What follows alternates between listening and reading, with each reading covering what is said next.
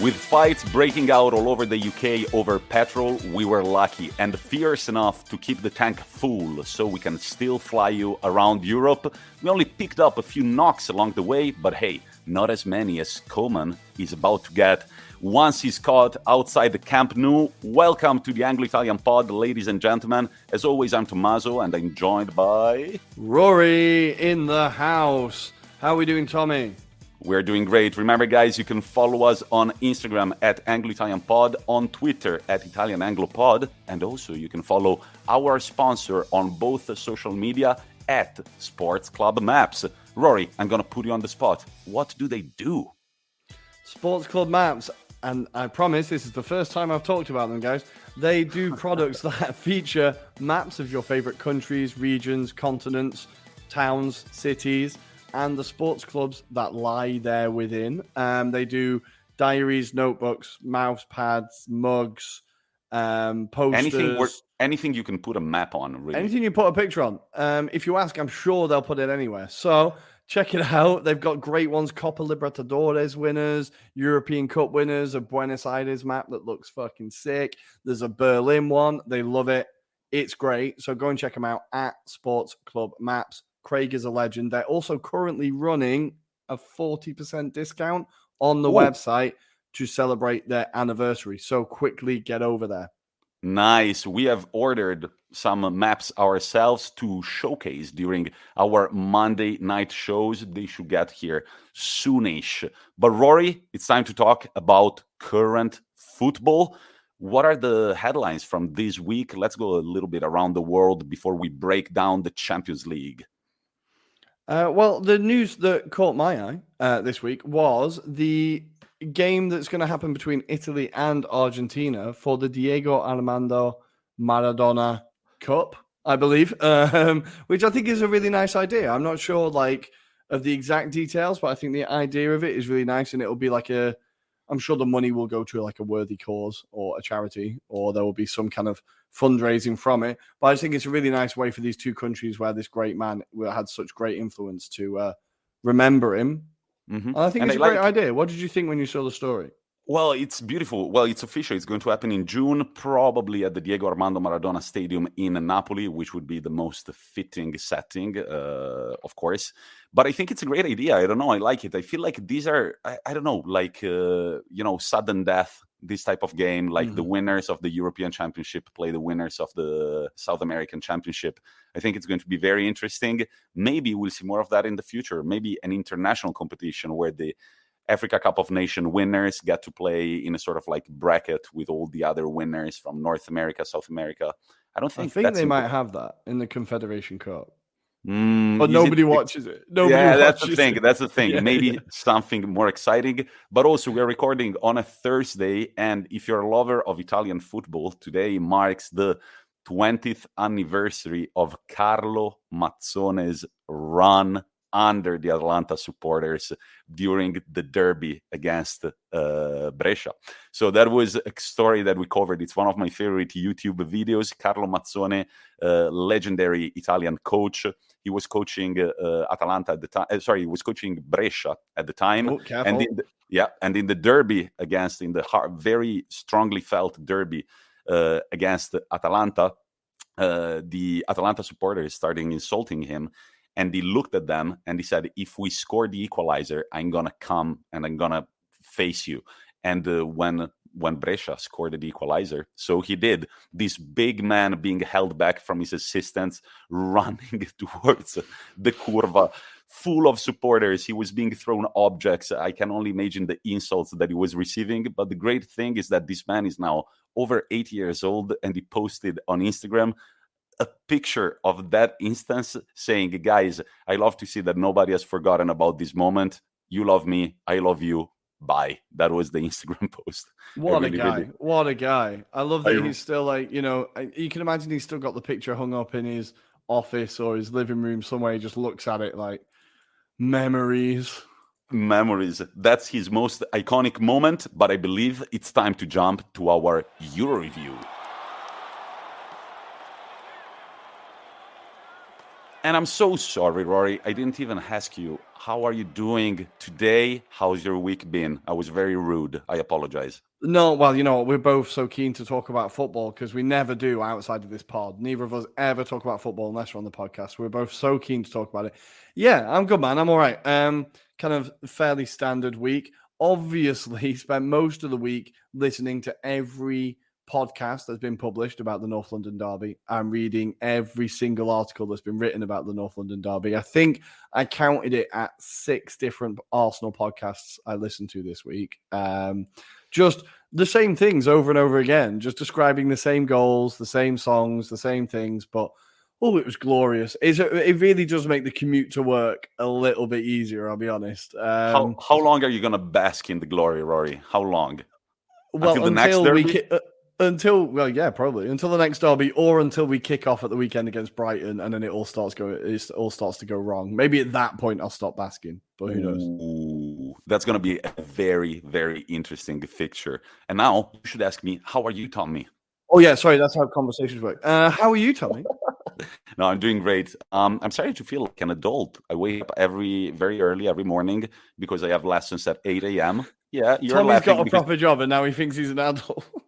no, I'm starting to feel. Look, man, I don't know. I even went grocery shopping and I like stacked up on food. Like I've eaten at home every day this week. I'm super proud of myself. My excitement about feeling more like an adult absolutely collapsed when I went to the school that I used to work for in Milan, where actually Rory's girlfriend gets to be my boss.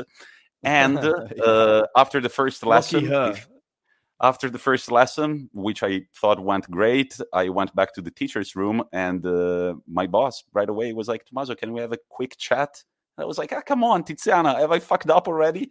And she was like, Tommy, look at the clock. When were you supposed to end? And I don't know why, but I thought that the lesson was over at 4:30. I let the students go. They didn't say anything, but it was supposed to go on for 15 more minutes. So there we go. All of a sudden, I didn't feel like an adult anymore, but like the nut job that I am. Yup. Classic Tommy. Good. Hopefully, I won't forget anything today. Rory, I think it's time to talk about the Champions League football. And what better place to start if not in Spain, where football is collapsing, ladies and gentlemen. So, Barcelona. Should we start from Barcelona, Rory? Yeah? Yeah, we'll hold off on Sheriff for now. Let's start with Barcelona. That's the bigger bin fire. Like, that's the more immediate fire, I think, Barcelona. Yeah. Look, I will just read the stats, and then, Rory, I will let you go. So, over 2 games in the Champions League this season, Barcelona have attempted a grand total of 0 shots on target, scoring, of course, 0 goals, and conceding the beauty of 6 against Bayern Munich away and Benfica. Sorry, Bayern Munich at home and Benfica away. Rory, where are Barcelona standing currently? What kind of team is this? I have no idea what kind of team they are. I watched like part of the game because the second I saw Benfica were 1-0 up, I was like, oh, okay, this is going to be a fun game to watch. So I watched it, and Barcelona I think I used the same word last week. They just look so lost. And it's like all you have to do, or all it seems to take to beat them at the moment, is to run. Like Benfica were just so much faster. Their passing was a lot like more crisp, direct, more incisive. Like Barcelona seemed to, obviously they're very married to this tiki-taka style, and that is going to be their style, right? But when you've got the players they've got, it's just aimless passing. It's not attractive football if it's not going anywhere, right? And I feel like Benfica, like Barcelona had more chances, but none of them on target. We'll get to that in a minute. But Benfica, when they had chances, made them count. And ultimately, that's what a good team does, right? I think a lot of people, a lot of managers and kind of people around football like to go on about possession statistics and stuff. But what is the point if it's not going to do anything? Like, having watched Arsenal do that for a long time, like, what is the point of having the ball if you're not going to do anything with it? And I feel like that's what Barcelona are doing at the moment. They can keep the ball, but what's the point? And what really struck me was that Gerard Piqué was substituted at the 36th minute for purely tactical reasons. He did not look very happy. He was filmed going back to the bench looking like, I don't know, somebody who's just lost their wallet and keys and they're miserably trying to find a friend they can sleep over at. I don't know. But also when I read Benfica's lineup, and this is something that has happened so rarely over recent years. When I read the Benfica's lineup and then I read the Barcelona's lineup, I was like, I think this game is going to go one direction only, and it's going to be Benfica's. Like, the glory days of Barcelona are well over, and I don't know when they will be back. Especially now that there are rumors that to solve this situation, they could appoint Andrea Pirlo as their manager.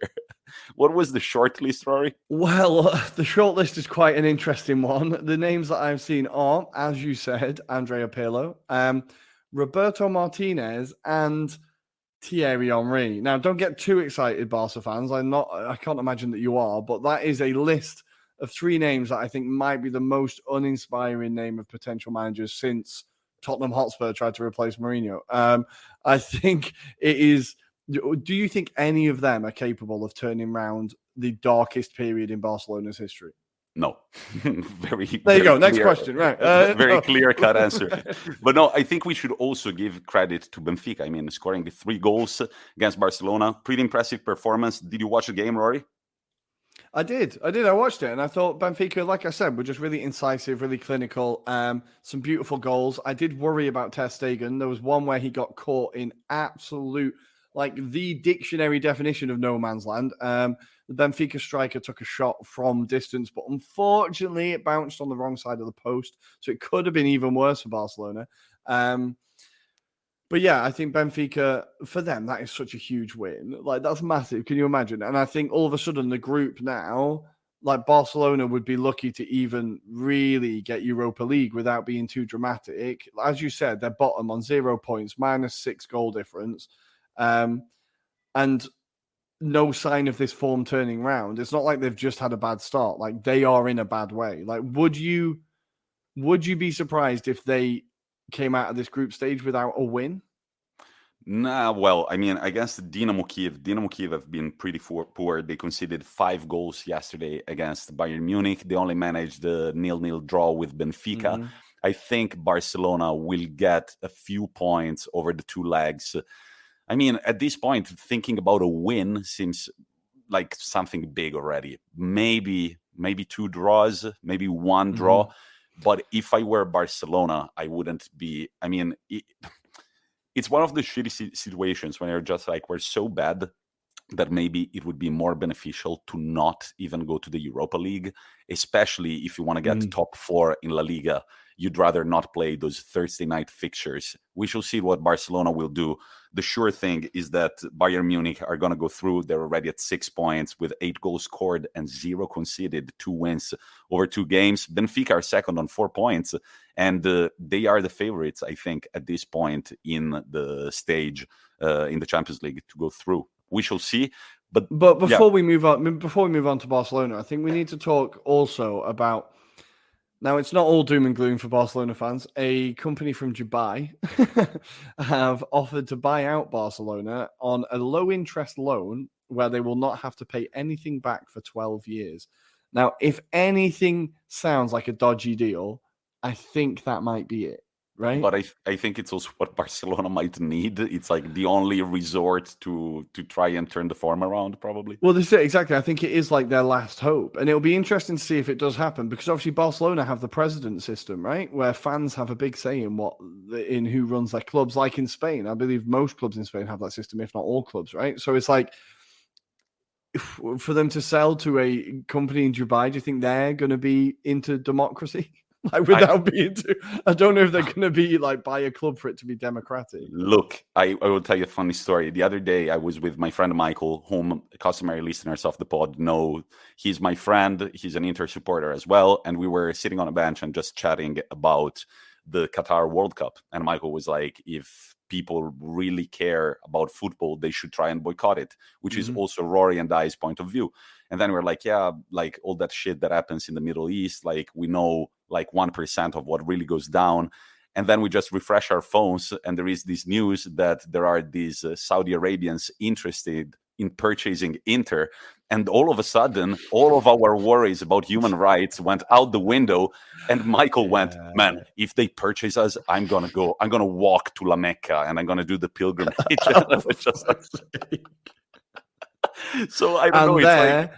And there, ladies and gentlemen, is the football fan. And I count myself in that completely. That is the football fan. Oh, it's terrible what they're doing over there. Oh, wait, we could get Mbappe. Oh, shit, no, fuck that. Yeah, I'll take that. Great. Saudi Arabian flag in the living room all of a sudden, wearing the turbans and everything. I don't know. Look, we should interview, guys, if you are listening and you're a Barcelona fan or Real Madrid fan, but especially Barcelona fan, we kind of want to have a chat with you in all seriousness to know what's the state of the club and what are your hopes for the future, if there are any. But let's move on to the capital, Ruairi, where there is a sheriff shooting around, scoring goals, and off you go. Real Madrid 1, Sheriff 2. They're up at San Siro next. Probably we're going to be there, most likely, and I am shitting my pants. But let's talk about this performance before we go to Inter. What about that goal, man? Sebastian Till. And can I say one thing? This guy has a tattoo on his shin. It's a tattoo of a kid wearing his name in the back, Till, with a bubble dreaming of the Champions League. And not only did he score at the Bernabeu, the winner against Real Madrid, but he also becomes the first ever player from Luxembourg to score in the competition. Not even in the wildest dream he would have dreamt that. What a beautiful story. It's incredible. It's incredible. I love the tattoo on his calf. I thought it was really sweet. What a performance. What a performance. I feel like with Sheriff, now Tommy, before we start, I'm just going to say they will beat Inter. It's going to happen. I apologize, but they will. Fuck. Well, we'll talk about it later. I can just see it. I can absolutely see it. The way that Real Madrid obviously dominated possession, dominated the shots, dominated the chances, were still terrible, but dominated the game. What I was really, really incredibly impressed with was how when Sheriff did get an attack, they looked like they were going to score every single time. They were not wasteful when they got up front. It was like every time there was a shot on goal, there was a clear opportunity, and you're like, oh shit, these guys, they break quick and they break well. Like Cristiano, the left back, is an unbelievable player. The fact that it was him that set up the first goal was beautiful, like Cristiano setting up against Real Madrid at the Bernabeu. Love it. Love the storyline. Exactly. It's all narrative. And I was just so impressed with them. I really impressed them. For Real Madrid, again, like I said, they dominated the ball. They had plenty of chances. But even their goal was like a penalty that wasn't a penalty. Vinicius dived, for me, he dived pretty horrifically twice in the space of 2 minutes, but he got the second penalty. So even for Real Madrid, it's like, even their goal wasn't good. It was cheating. So I feel like it was a really, really terrible night for Real Madrid.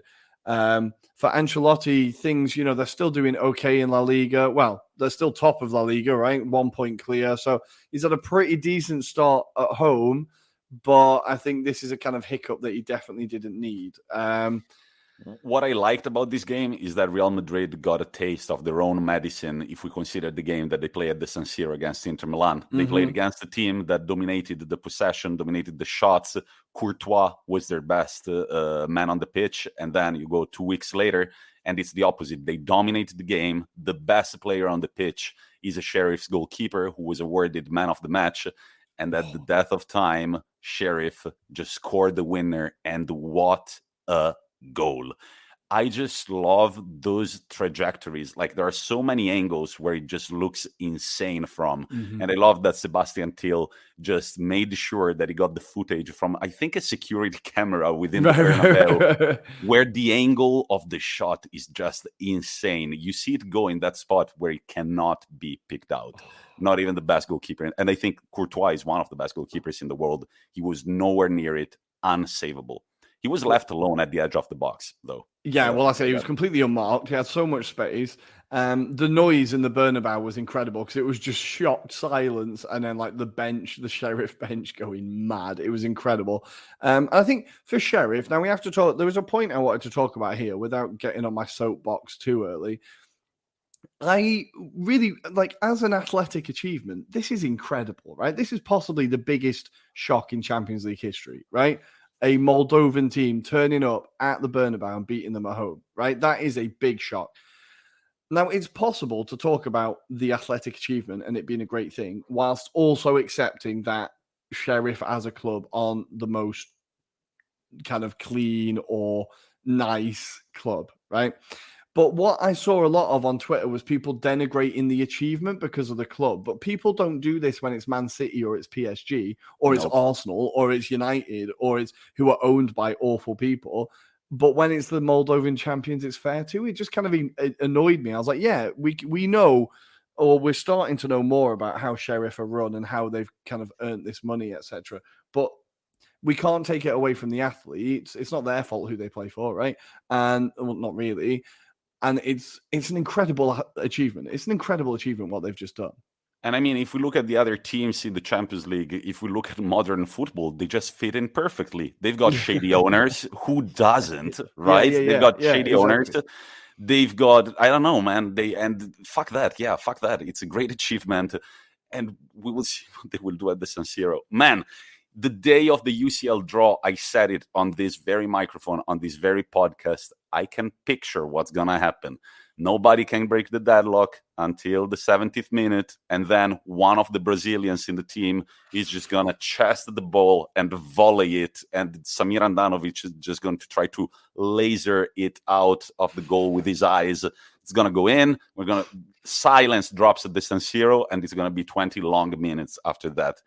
Now, Inter, let's move to the other team in the group. Let's go to Inter. Let's go to Shakhtar Donetsk Inter. I did not get to see the first half of the game. Why? Because I was working. I'm a working man. So I was driving. Actually, I was driving Rory's girlfriend back home. What a nice guy. Yeah. Thank you. During the first game, during the first half, I heard, and from what I saw also from the highlights, Inter had a very clear chance with Dzeko, and Dzeko missed in front of an open goal. We hit the crossbar with Barella. But besides that, it felt like it was pretty even. In the second half, I didn't see anything. If anything, I saw that Simone Inzaghi completely quit and basically said, okay, Shakhtar Donetsk are going to get the ball. They're going to keep the ball the majority of the time. Just try to do your best. One thing that I don't like is this 70th minute Lautaro Martinez substitution. I'm tired of it. I don't understand. It's a strange one, that. It's a really strange one. He gets 70 minutes of playing time in every game, and he gets subbed at the 70th minute. Alexis Sanchez, as much as I used to be, I mean, I still appreciate, number one, you come from Chile, and that's already a winning point for me. Number two, when you were at Udinese, you were the closest thing to God on earth in Serie A. Like, the goals that you scored were incredible. Controversial move to Barcelona. You could have come to Inter. Di Natale even told him you should go to Inter, but he picked Barcelona. Then he goes to Arsenal, and at Arsenal, he just like blossoms again. And it's that incredible player that he was at Udinese. Then, man, this at Inter, I love the fact that we have Sanchez on the bench, but he's not the player that he used to be. He is slow. Whenever he always does this. He gets the ball in the box and just like goes back all the way to midfield to kind of check if there is anybody to pass the ball to. So what are you, a playmaker or a forward? Because in that game, if we were looking for goals, we needed a forward, and you didn't deliver. Now, from this team, I want to see more fucking drive and being more cynical in front of goal. It's inconceivable that after 2 games of Champions League football, we've scored 0 goals. Okay, there are some positive takeaways. We're not on 0 points. We're on 1 point. Okay, there are still 4 games to play. It means that now we've got to beat Sheriff. The 2 games against Sheriff must be 6 points. And it's going to be very tough because this team has shown that they have got the drive that we are lacking. The game at the San Siro is going to be huge. I'm going to say it here. If we don't walk away from that game with 3 points, we're out. I don't even know if Europa League or what, but we're out. 3 points. I think that's definitely the case. Yeah, you're right. You have to get 6 points there. And this is so Inter. We always fucking put ourselves in the situation where we are forced to fucking win. I hate it. And if the ball, in Italy, we have this expression. I don't know if you use it in English. When the ball is heavy, it means when the ball is heavy is an idiom to say when the games are difficult. Okay. Right. So if the ball wasn't heavy in the first game, I mean, it was heavy in the first game against Real Madrid, and we lost the game. Then it gets a little heavier because you know that you need to get points at Shakhtar. How heavy is the ball going to be against the Sheriff? It's going to be. I think half time at Sheriff against San Siro, if it's 0-0, that is a bloody heavy ball. And I think the crowd, the crowd are going to know it. The nerves in the crowd will be like palpable, I think, because the thing is, and it's what we've talked about before, the mental baggage that Inter have now with the last 2 European, like the Champions League campaigns, where neither of them have gone well, and it's 3, and it's basically the same squad. Or there's a lot of players that have played all those 3 campaigns. It feels like the ball is heavy from 3 years ago. It's not just from this round of fixtures, if you know what I mean. It's like you can see it, but you also have to say maybe Shakhtar are just like a bit of a bogey team because the last 2 games last year were both 0-0. So maybe you just can't score against them. I don't know. There was a very good meme about Inter's number 9s when they faced Shakhtar. The first picture was Lukaku getting in the way of what would have won us the Champions League, and the second one was Dzeko missing in front of an open goal. So it was just like, guys, wake up. Shakhtar have bought into the Zerbi mentality. They build it from the back. Yeah. They play the pretty organized football. The ball flows very well, but I haven't been impressed with their offensive capacity. One of the positive takeaways from the Inter game, it's the positive takeaway from the last 4 games. It's always the same. Milan Skriniar, what a center back. And there is an argument going on that maybe it shouldn't be Barella who will be awarded the captain's armband, but it should be Skriniar. He's been at the club longer. He's a center back. He's been delivering year after year.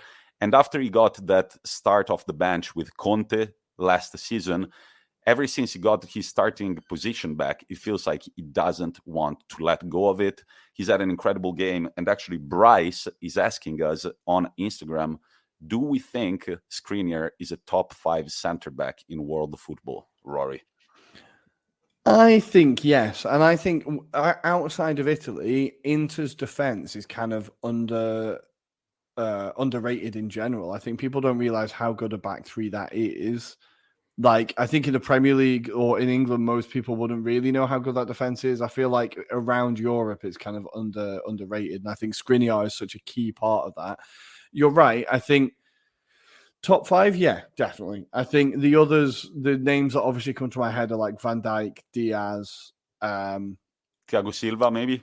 Yeah, Thiago Silva's a shout. Although there's an argument that maybe he's not even the best centre back at Chelsea at the minute because Rudiger is pushing him pretty close for that. But I think Marquinhos at PSG is a massive shout. I think that is a massive shout. And also he gets ignored a lot as well, that game. And also De Vrij. I love the partnership that he's got with Skriniar because the Skriniar is starting to progress on the pitch as well with the ball, and the De Vrij offers that sort of back coverage. But again, Skriniar is so back at backtracking. In basketball, they call it a chase down. He's so good at chasing down a forward when he's a little late. He can time those tackles to perfection, and he did so against Shakhtar as well. We need to win next game. It's a must win, and if we don't win it, we're fucked. And guess what? We fucked ourselves. You say this before every Champions League game. It's brilliant. Let's move on. Let's stay in Milan, but let's move to the red and black side. That was sad to see. And AC Milan are filing, apparently, an official complaint to UEFA to have that referee suspended. Now, there were 2 controversial decisions in the game. A double yellow, which resulted, of course, in a red card for Kessie, and then a penalty at the death of time. Now, I think that the first decision was a little too strict, but correct, while the second decision was absolutely lackadaisical, I could say. What do you think? Was there a red card for Kessie? I thought the red card was soft, but you're right. By the letter of the law, he probably should be sent off because he doesn't get the ball. He does catch the guy's foot, but it was a soft second yellow. Like, for a second yellow, it's not just a foul. It should be like a bad foul, right? If you know what I mean. And I don't feel like it was just a little bit late. It wasn't terrible. And talking about red cards, we'll talk about the PSG Man City game, but there was a clear red on De Bruyne, and he didn't even get a yellow. So what is the meter? What are we using? Because if he doesn't get even a yellow for that, then Kessie doesn't deserve to get sent off. But what about the penalty? What about the penalty? The penalty was ridiculous. The penalty was absolutely ridiculous. So I can't remember who the Atletico striker is. Was it Suarez? Lemar. So he runs the ball into the defender. Is Tomori, right? It hits his side, then his arm, then his side, and falls down. But there's zero Tomori can do about it. The ball is being run into him. Like, it's kind of Lemar touches it. Lemar touches it with his arm before. Yeah. He kind of like drives the ball towards Tomori's arm with his own arm. And now the crazy thing is that they spent 2 minutes and 35 seconds reviewing it on VAR. Look, I'm the first one. If I was at VAR, I'm the first one who would be smoking cigarettes and drinking beer. But guys, wake the fuck up. You should be sober while you are reviewing that. And again, it feels like there is no communication between the VAR room and the referee. They need to change the rules. They sound too complicated to me, and they barely result. I mean, they result often in the right decision, but they introduced it. I understand why the fans are skeptical about it, because they introduced it as the thing that would bring to you only the right decisions. And guess what? Yeah. Many times the final decision doesn't make any sense. Well, this is it. And I think I'd have to look up the success rate of, like, you know, there'll be percentages of right and wrong decisions and how different they are. I imagine they're probably more similar than we'd like. I don't even think of it as like the rules. I think ultimately there are good referees and there are bad referees. And like there are good teachers and there are bad teachers. And this constant search for consistency, which is good. We should search for consistency. I just don't know if it's realistic. And I think, like, there is no rule change that is going to make that referee think that a footballer hitting it with his arm into another arm isn't a penalty. That's just not knowing the game or not being able to see an image. Like, there's nothing about the rules of the game there. That's just being terrible at your job. Like, I don't think I don't think you can blame VAR. You just blame him. Like, the guy is an idiot. He got it wrong. Like, whether he was helped with cameras or not, he was going to give the same decision. Maybe with some of them, it's stubbornness and they don't want to reverse the decision. They're like, because, you know, there are referees who are egomaniacs. It's been known to happen. And I think maybe they don't like to reverse the decisions because they have to accept they're wrong. Maybe it could be a million different things, but there is no excuse for getting that decision wrong. It was an awful decision, and it cost Milan 3 points. And they dominated the game until the red card. It would have been one heavy point in that group. AC Milan are now at 0. Now, about AC Milan, I have to say one thing. I'm impressed by the team because they've done incredibly over the last 2 years. Like, the team 2 years ago was completely different. They barely performed. They've got the drive, but maybe they've got too much drive. It feels like they jump into the game head first and they attack. And then they never balance out that excitement with the defensive duties, with being poised. You know, it feels like they're just going there full speed for 90 minutes. But you can't do that against Liverpool. You can't do that against Atletico Madrid. Yeah. So if you want to start offensively, do it. But then around the 10th, 15th minute, start getting the shape of the other team, start adapting a bit. You cannot play offensive football for 90 minutes against these very experienced teams like Atletico Madrid and Liverpool, who've been in the competition year in, year out for the past 20 years. But isn't that exactly it? The fact that those teams have been in the competition for the past 10 years and Milan haven't. Is it just this coach learning to play European football and this squad learning to play European football? In Serie A, there are games where Milan can just attack for 90 minutes and it'll be fine, like City can do in the Premier League, right?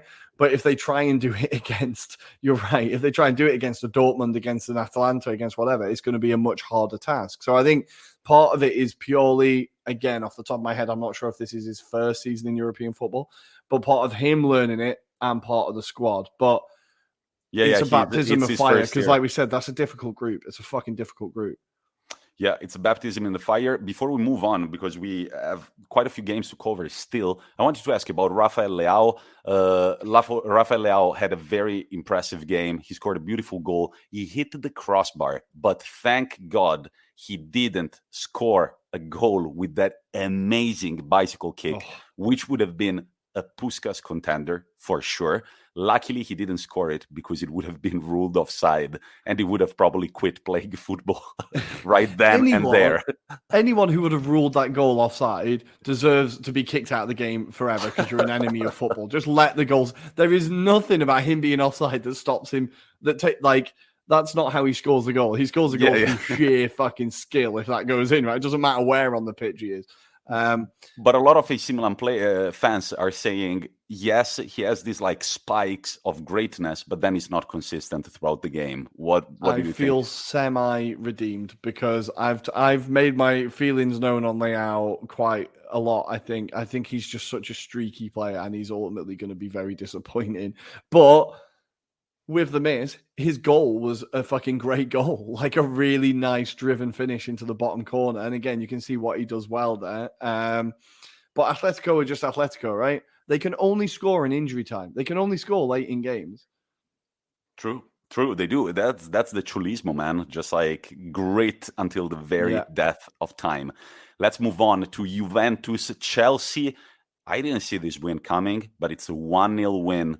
And can we talk about Chiesa as a generational player? Because I think he is 100%. He should be in the chat with Mbappe and Haaland as like one of the big names of the next generation. Because that one guy, of the defining players of this generation. And I think he's already better than his dad, right? I didn't see too much of Enrico Chiesa, but he's already better than his dad, right? Yeah, I think I'm just falling in love with him. From when we started doing this pod, it's Max. I remember us talking about how he's got a punchable face and we don't like him. And he does still have a punchable face, but now he's got a punchable face and I love him. I love watching him play. I love everything about him. His directness, his strength, his speed, his skill, his finishing, his like intelligence. He's got literally everything. And that goal within 30 seconds of kickoff, that was just him like, fuck this. We need a goal. Bang, done. Right, there we go. And it's just the guy is so impressive, so impressive. Yeah, if we ever get to interview Federico, no, what's his name? Either is fine. Yeah, either is fine, by the way. What's his name? Enrico. Enrico is the father. Who is the son? Federico, yeah. No, okay. If we ever get to interview Federico Chiesa, I have to ask him, did you have any friends to play football with when you were a kid? Because he can play alone very well. Do you know he does that all the time? He brings, he kicks the ball forward and then in some way or the other, he burns two defenders and he goes get the ball. If there is one man who can really help Juventus this year, that's Federico Chiesa. Great signing. Juventus have shown that they're not the best at like signing emerging players, but this one was a good move. Great move. I think Juventus deservedly win the game. Is this the turning point of the season? I hope not. I'm afraid, Tommy. I think they're waking up. They've got their kind of lucky wins, their 3-2s where they scrape the wins, and now Bonucci and Chiellini keep a clean sheet against Lukaku, although Chiellini he's still yet to score against them. Chiellini wasn't playing though last night. Sorry? Chiellini wasn't playing though last night. This time it was only Bonucci. Oh, I thought I saw him. On the bench, yeah. Oh, maybe I saw him on the bench. But anyway, the Juventus defense keep a clean sheet against Lukaku, and I think they're starting to wake up now. I was talking to the girlfriend's cousin, actually. He's a Napoli fan. And I was saying, Napoli, top of the table, Juventus struggling. And he said, well, Allegri always starts slow, but then he gets good. And it feels like they get into the getting good bit.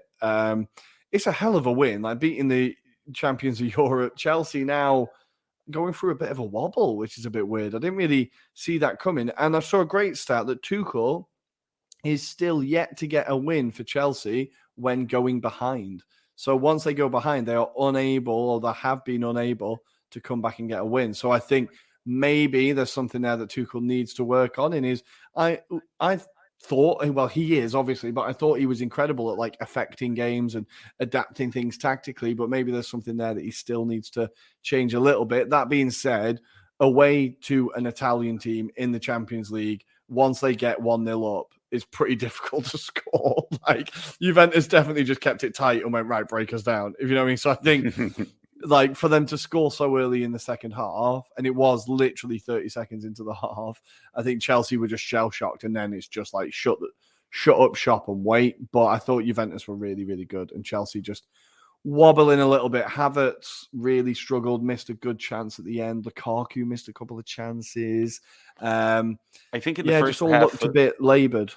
I think in the first half, Chelsea were more in the game. Juventus were very good at sitting back and counter-attacking. If it wasn't for Rabiot absolutely making the worst pass in the world, they would have scored a goal already in the first half. But the Chelsea defense, in both instances that Juventus were able to break in the first half, they were caught sleeping big time. And for the defending champions of Europe, that shouldn't happen. So maybe something to work on is actually defending even when you are all the way in the other half, leaving the right man behind and possibly facing a counterattack and shutting it down. Let's go very quickly to Liverpool, where we were saying Liverpool are kind of going under the radar this year. But the numbers say that in 9 games, they have lost 0, drawn 2, and won 7.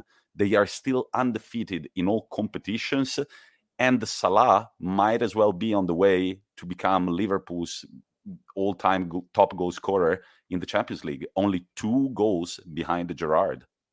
He will do that in the next game against Porto. The next game against Porto, he will match/break that record. I think Porto will be sick to death of playing Liverpool. I was looking at their last couple of fixtures. So in the last 3 games they've played, Liverpool have scored 11 and conceded 2 against Porto. You're right. Liverpool are slightly going under the radar. I think people are kind of not realizing, people, including ourselves and including myself, have been distracted by Chelsea, have been distracted by the shiny things at United, have been distracted by the 100 million at City, and kind of assumed that because Liverpool have done nothing in the transfer market that they're done. But actually, they are possibly on another rise, and even players that were brought in to kind of replace the midfield, like Curtis Jones got a hat-trick, if not 4 assists in that game. I think it was 3 or 4 assists he got. He was a player that only came in.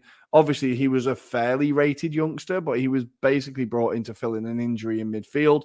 Now, he has progressed so much over the last year and a half, that now he's a starter and he's getting a hat-trick of assists in the Champions League. That's mental. So I feel like even now there are other players coming through for Liverpool. And look, would you be surprised if Liverpool got to the final? I will never be surprised if Liverpool get to a Champions League final, because they just always seem to be destined to do it. And I think this team with Klopp are still very much capable of winning something.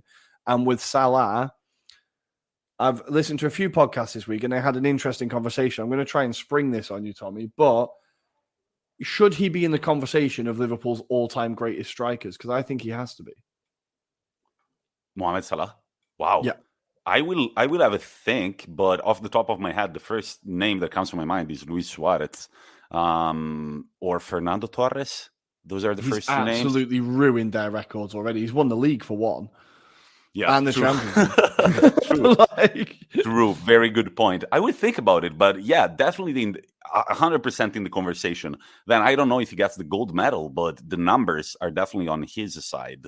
Because I feel like, yeah. Sorry, because I feel like because of the type of player he is, because he plays a bit on the wing, people don't think he's a striker, but he is a striker. He is.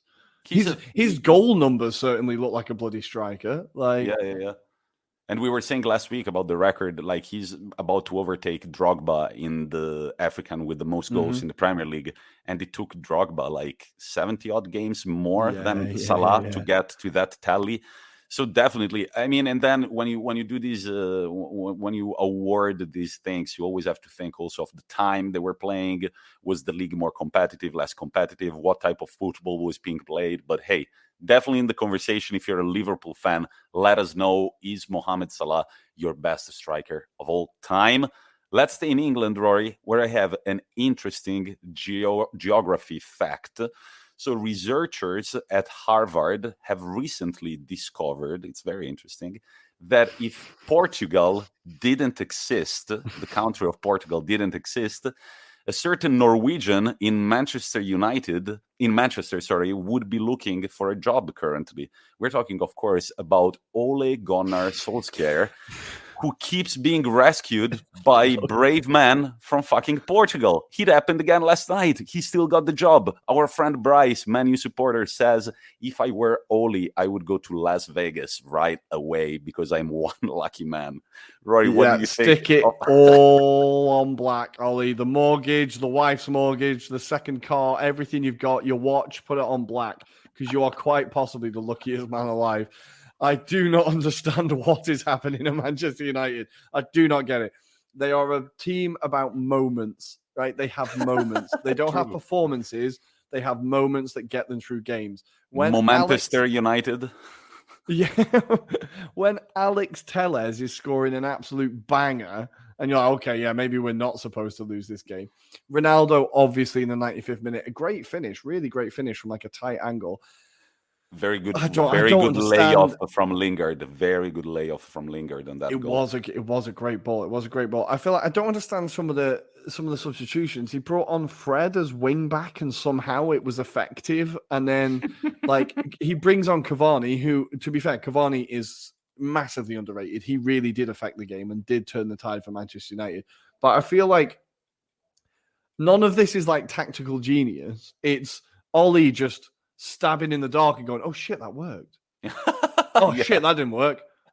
Oh shit, that worked. And I feel like that's kind of his process. I don't know. It may be really patronizing, and United fans can feel free to correct me. You watch much more of United than I do. But I just feel like there's no method to his madness. And I officially want to join the campaign of #free Donny. That guy needs out of that club so soon, man. I feel sorry for him. It's just awful. Come to Inter Milan. I would have him at Arsenal tomorrow. Honestly, I will carry him there myself. Like, he is being wasted at that club. And when he brings on, the team need a goal, and he brings on Fred, not an attacking midfielder. There was a video of Donny van de Beek just like spitting his chewing gum out, and he just was like, fuck this. Like, you can see he's getting really, really sick of it. And I don't understand if like Donny slept with his wife or didn't say hello in the morning. I don't know, but he seems to have a real vendetta against him. Yeah, if he didn't bang Ole's wife, if I were him, I would start thinking about it right now. Do it now, That footage from last night is ridiculous. It felt like, from the little that you can see from the footage, the feeling that I got is that he was told by Ole, you are going to play tonight. And when he sees that the substitutions are running out and he's not there, he kind of loses it. And there is a teammate holding him back. And at the end, you just see him like touching his eyes with his hand. It feels like he's so frustrated. He's on the edge of tears. And I mean, it's a big player. He's young. Give him a chance. You don't want him at Man U, give him on loan to another team during the summer, or just start actually thinking about a transfer. But having a player of that talent rot on your bench and being treated that way is just sad to see. But in the end, I guess Ole keeps getting results, and so he's got the upper hand. This is it. This is it. And results rule, basically. And they've got the win, and he will say, I made the right decisions for the team. And that's what he'll say to Van der Beek if he asks as well, if you know what I mean. But I just think you're right, wasting that kind of talent. And it was a transfer that made no sense at the time. And I just feel really bad for the guy. But for United, look, a win's a win. It gives them a chance of progressing through the group, which I think they had anyway. But I think with 2 tough games coming up against Atalanta, that 3 points against Villarreal is going to be really key, because Atalanta are no mugs. And I'm telling you, in Bergamo, Atalanta will win. Maybe in Old Trafford, I don't think they'll lose, but in Bergamo, they'll win. We were talking just right now about Manchester United. They go through moments. The next game is against Atalanta at Old Trafford. I think it's going to be a tough game for both teams, but Atalanta are probably going into it a bit more relaxed than Manchester United, especially after having won last night against Young Boys, 1-0, pretty comfortable win. Goal by Pessina, big Euro 2020 vibes last night with goals by Chiesa and Pessina. But yeah, Atalanta are no mugs. Definitely a very interesting fixture. Let's see if by stabbing in the dark, Ole is going to find his next victim or not. I hear your dog barking in the background, Rory. What's going on? She's sniffing around and licking the walls. I don't know what is going on, but she seems to be. Did you drop something, Rory? Sorry? Did you drop something on the ground? She's sniffing around and licking the walls. She's just going a bit mad, but she's all right now. She's back in her bed. There you go. You'll be all right. Finally, we left it. We left it as the last fixture to cover: the petrodollar derby. PSG, Manchester City. Lionel Messi first goal at PSG, and it's a stunner. PSG come out victorious. Guardiola 0 points at the Parc des Princes. Rory, what did you think about this fixture? I thought it was a really interesting game, and I think it was kind of almost a statement from PSG as they kept Man City at arm's length for most of the game. It felt like Man City they had a few chances, but PSG definitely seemed comfortable. The big moment in this game was obviously the De Bruyne red card. Now, we kind of alluded to it before, but how on earth that wasn't a red card is like he lands full on his shins and the leg straight. Like there's no defense for that not being a red, apart from, well, I don't know. I don't want to ruin the game. I don't know. Yeah, why would that not be a red? So that was a huge moment. But I think, PSG kind of making a statement a little bit after being knocked out in the semi-final by City last year. I think they were definitely keen to beat them this time. Hakimi absolutely fucking ran the show. That guy was all over the place. But the player who I enjoyed the most, and he's the player I enjoy always the most. That's terrible English. I always enjoy the most when I watch PSG. Well, I'm not the only one then. Is Verratti. That guy, I will just never get over watching him. There was a moment where I think there was 2 or 3 City players around him and he kind of span on the ball and went past them, and his close control is just insane. I don't know if I've seen a player who's better at buying himself time on the ball or buying space on the ball. I think he always manages to get that little slip, that little jink, and then he's got 5 yards in front of him. And I think the guy is just unbelievable. And obviously, he's at PSG, one of the biggest clubs in the world, and he's on a lot of money, I imagine. But it still amazes me, we were talking about it before the show, that he's only played for Pescara and PSG. It amazes me he's not been approached by another team or been tempted by another team, or it seems a bit mad, right? Look, this thing is huge in the NBA. The city where you play makes a big difference. Nobody wants to go fucking play in Minneapolis. Everybody would rather go to Los Angeles or to Miami or to the cool cities. I think that when you are in Paris and you are on that money and you play with those players, and I just think that the offers come in and you don't really consider them. I mean, you're a title contender and the Champions League contender every single year. You've played alongside Ibrahimovic, Messi, Neymar, Mbappe, Lavezzi, Cavani. I mean, why would you... He said, it was the first one he said. Yeah. I mean, you've played alongside some of the biggest talent in world football. Why would you ever want to quit? Marco Verratti, that's an incredible career, like football manager type career. I like this youngster from Pescara. That was Leonardo, I believe, that was farsighted enough to identify in Verratti the key holder of PSG's midfield for years to come. He's been there since 2012, 349 appearances and 9 goals. Not bad. Marcolino, where does this result leave Manchester City in the group? Manchester City won the first game. Do you think there is any chance that either PSG or Man City are not going to go through the group? Not really, but we have to say Club Bruges are not only here to take part. They have now beaten RB Leipzig and, of course, drew with PSG. So I think they're a team that are not going to be an easy ride for City. They're definitely going to put up a fight, but I think City and PSG will be the teams that make it through. I think we're all kind of surprised that Leipzig haven't got off to a great start, but then in the league, I don't think they're doing that well either. So maybe it's not a massive surprise. But I think, City will get through, but Club Bruges will make it difficult. For City, I think it's just the same old story, really. If they had a striker, they'd be dangerous. Like, they just need a striker.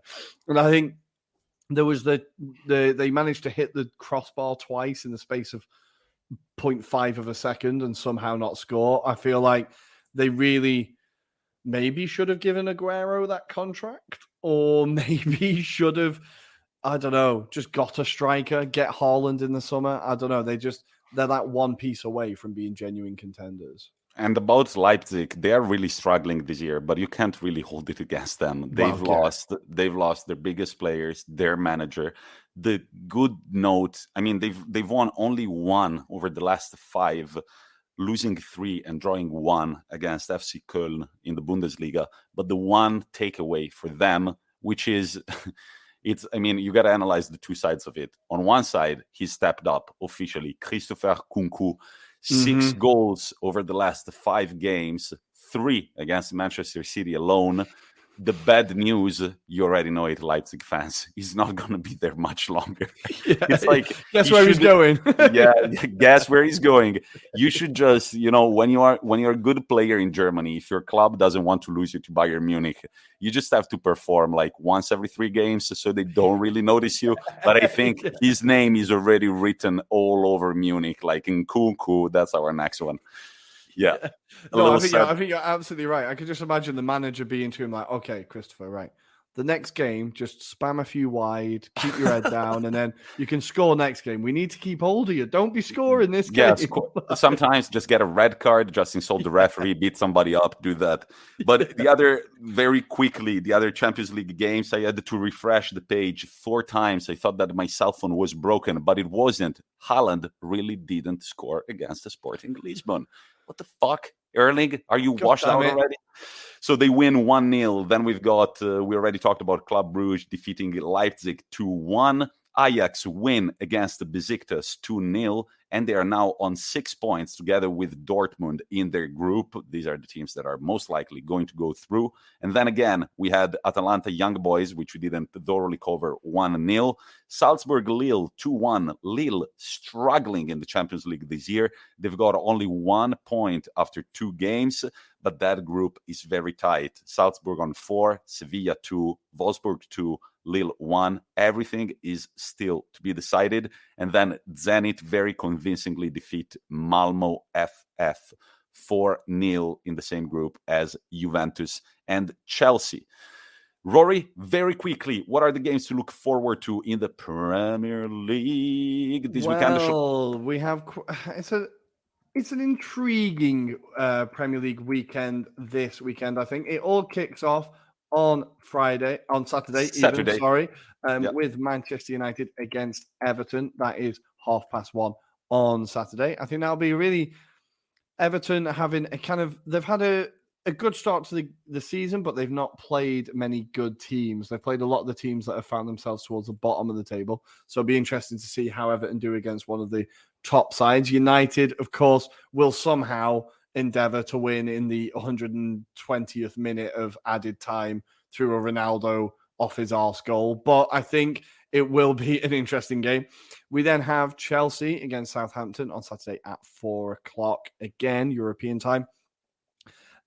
Chelsea will be looking to get back to winning ways. Southampton desperately need a win before they get dragged into this relegation battle. I think that'll be an interesting one. Chelsea have done quite well against Southampton over the years, I think. Then we have Wolves versus Newcastle. Can Newcastle finally win a bloody game? We have Burnley versus Norwich in what looks like a massive relegation 6-pointer. We have Leeds versus Watford. These are all Saturday at 6:00. And then on Saturday at 6:30. Oh, the big one. The marauding Gunners go down to the Amex on the south coast in Brighton and try and out-G the XG experts. I'm looking forward to this one.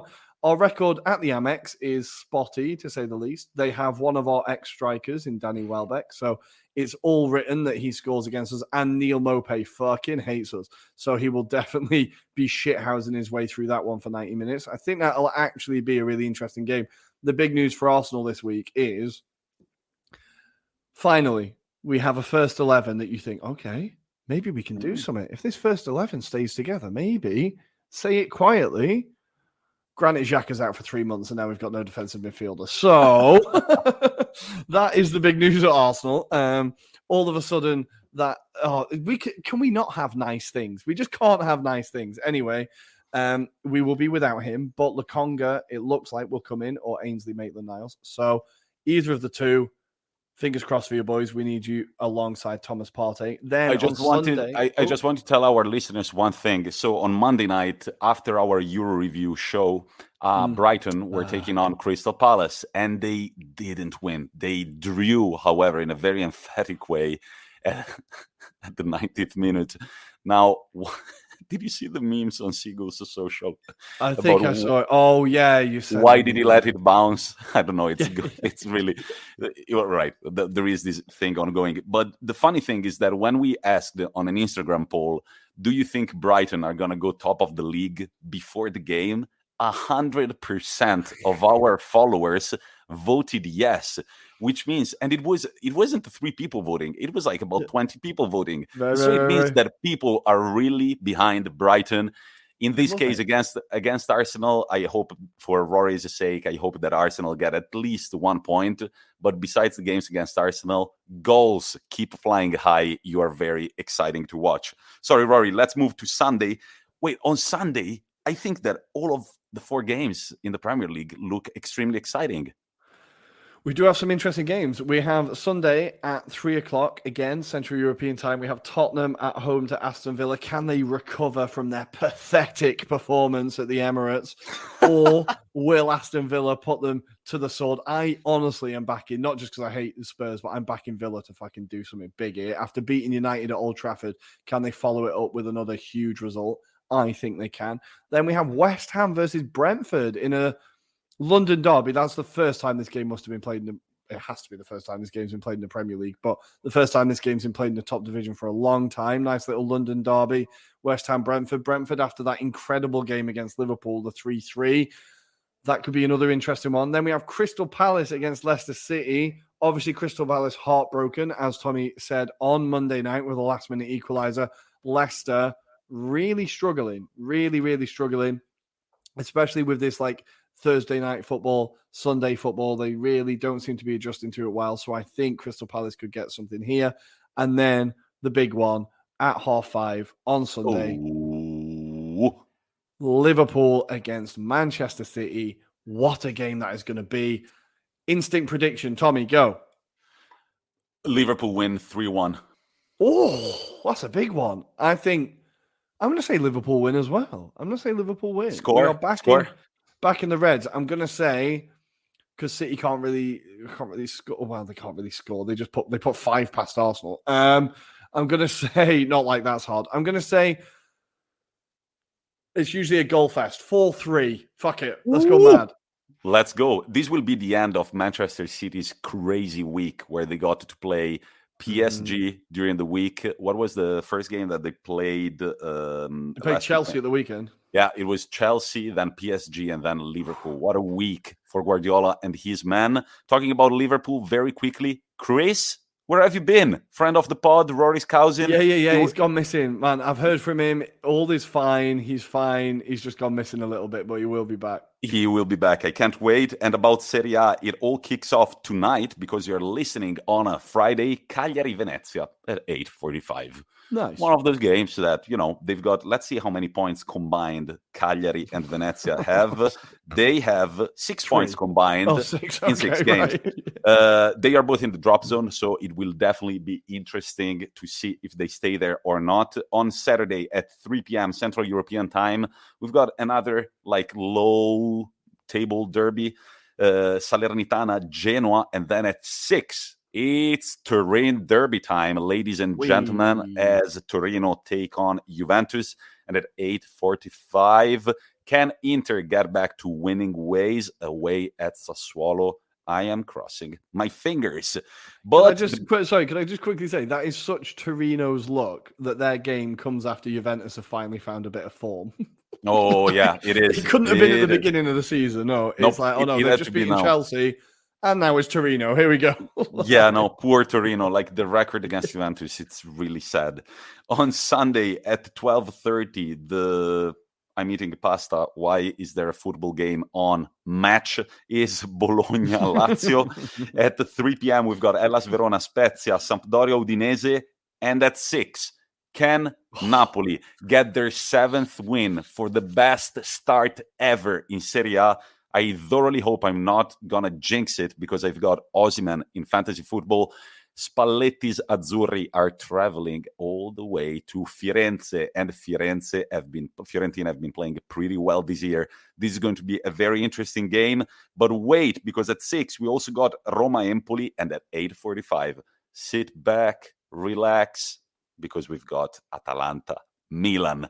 We will see. They've both played in the Champions League this week. AC Milan are traveling to Bergamo. It's going to be a very interesting one. But we will be watching those games together, I believe. The Napoli-Fiorentina and Atalanta-Milan, we will watch together, I think. And in the middle, actually, before them, we're going to have to double screen Liverpool-Man City as well. Oh, but ladies and gentlemen... honestly, the weekend can't come soon enough. The second we're recording the podcast, I'm like, it's the weekend. Right, we're there. Yeah, basically. Right. And ladies and gentlemen, our Euroreview is over. I am very excited to introduce you to our next guest. You're going to find out everything about her in the interview. Without no further ado, let's introduce our weekly topic section.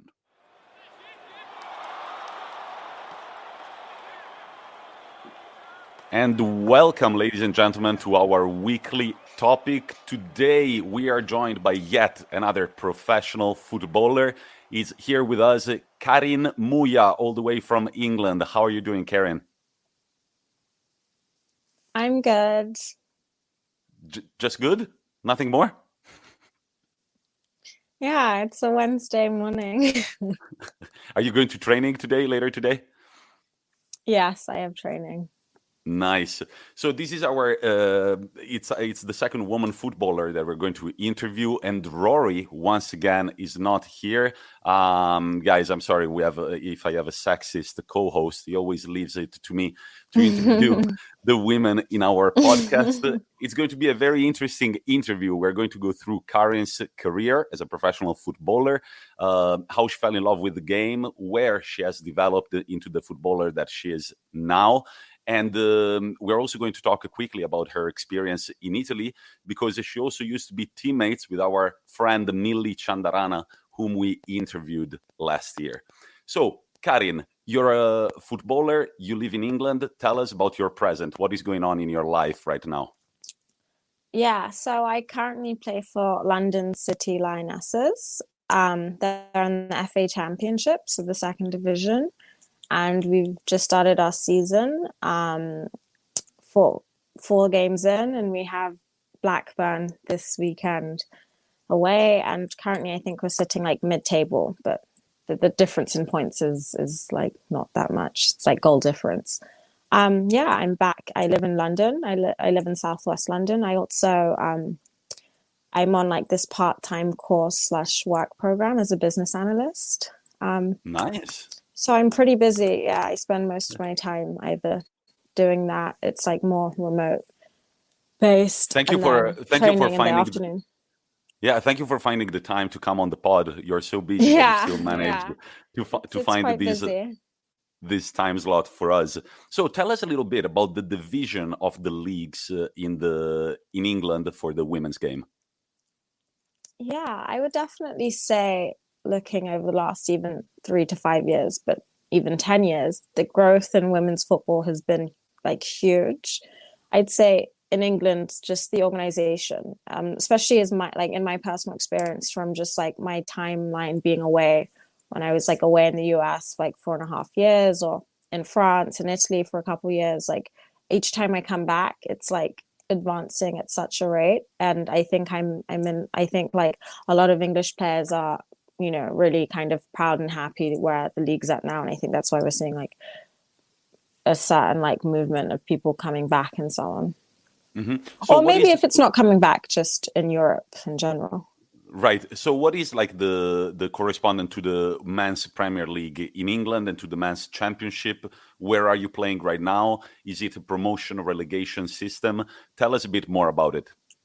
Yeah. So the top league, the equivalent of the Premier League, is the women's soccer league. The women's Premier League. But it's the annotation's WSL for some reason. And that's, Chelsea, Arsenal, Manchester City, Manchester United. It's composed, I think, of between 8 to 10 teams. And then the second division league is called the FA Championship, and I play in that. And as of right now, it is one team promoted, one team relegated, but that's up under for review mid-season to maybe being two, based on kind of like how the competition goes. COVID last year kind of put that spanner in the works, but yeah, I'm currently in the second division, and the top teams in my league right now, well, they're on paper, and then table are like Liverpool, Sunderland, London City Lionesses. Yeah, Charlton. Are London City Lionesses going to push for a promotion, you think, this year? Are you going to say definitely? Let's go Lionesses. What kit do you have? What colors do you wear? It's actually our club, if I don't mind to go on. It's quite unique because we're an independent club. We're not really linked to men. We were formerly known as Millwall, but just due to like administration and like managerial issues, we separated and kind of are our own independent club, and it's really cool. Our chairwoman / owner is like this really cool woman who's really for like pushing women's football, and she's like a business owner, and we like, it's just cool how like we develop partnerships and so on, because we don't have the link of a men's club financing us. So I think we have a pretty cool story, and it's like I know we have some like government like council backing too. It's like a multitude of different funding that we have that makes us quite unique as a club to stand on our own as a women's club. Beautiful. Yeah, that's very interesting. And it's kind of ignorant, the fact that as soon as you told me what team you played for, the first thing that I thought of, I was like, what men's team are they connected to? But then I kind of realized by looking at the table that you're independent. Do they also have a youth system for younger girls who are trying to approach the game? Yes, we have a development squad. It's not as consolidated as like typical like Chelsea or Arsenal academies, but I think we have a development squad which consists of like players over the age of 18, but who are like playing, and they play in the reserves league, so they play against like other academies or reserve clubs like within the London southeast region of England. And then I think we have an under 12 and under 14s, and it's not as like strict, but I don't know what leagues they play in. But we're trying to build up more as we get kind of more like the difficulty with most London teams is that for top players who are considering, like especially young players, they go to the more established like Chelsea, Arsenal, Fulham academies, Arsenal, because there are so many teams in a small kind of area of, that is London. And we're fighting. Where do you train and where do you play, in case some of our English listeners wanted to come show their support for the Lionesses? Yeah, so we currently use Dartford men's training ground and use that as our home ground. So it's located in Dartford, which is like east of London. Yeah, and that's kind of where we use our facilities, and we share that with the Dartford men's team. So they have like a morning schedule, and we have a like afternoon evening schedule. Dartford Home FC, Dartford Football Club. And you said you played Liverpool a few weeks ago, and that was a very exciting experience. You were telling me off mic. Do you want to share with our listeners the feeling of playing for such a big club like Liverpool, even though the women's team, but being in that city, being close to Anfield? How did it feel? Yeah, it was amazing.